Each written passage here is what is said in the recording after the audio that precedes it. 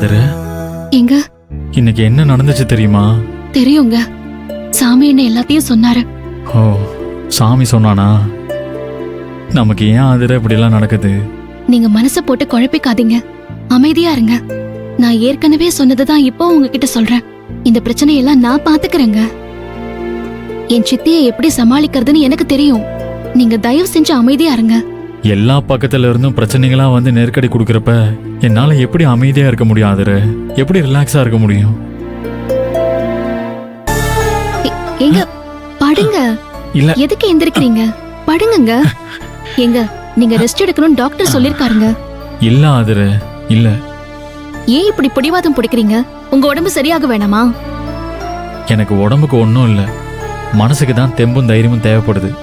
அது உங்ககிட்ட பேசினாதான் எனக்கு கிடைக்கும். அதெல்லாம் நாம அப்புறமா பேசிக்கலாங்க. நான் எங்க போயிட போறேன்? இல்ல ஆதர, நான் இப்பவே உங்ககிட்ட பேசி ஆகணும். என் மனசுல இருக்கிறத உங்ககிட்ட சொல்லி ஆகணும். உனக்கே நல்லா தெரியும், இப்ப நாம இருக்கிற சூழ்நிலையில நமக்கு பணம் நிறைய தேவைப்படுது.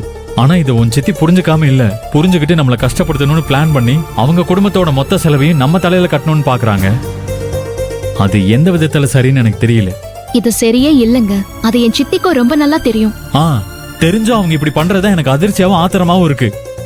உன் அப்பா வேலைக்கு போற வரைக்கும் உன்னால எப்படி அந்த வீட்டை காப்பாத்த முடியும்?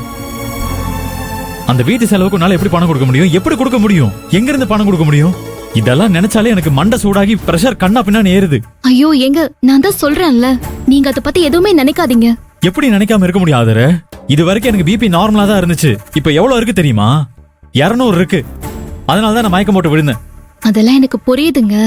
ஆனா நான் திரும்ப திரும்ப உங்ககிட்ட ஒன்னே ஒண்ணு மட்டும்தான் சொல்லுவேன். நீங்க டென்ஷன் ஆவாதீங்க. நான் அப்பா கிட்ட பேசிட்டேங்க. அவரே எல்லாமே சமாளிக்கிறேன்னு சொல்லிட்டாரு.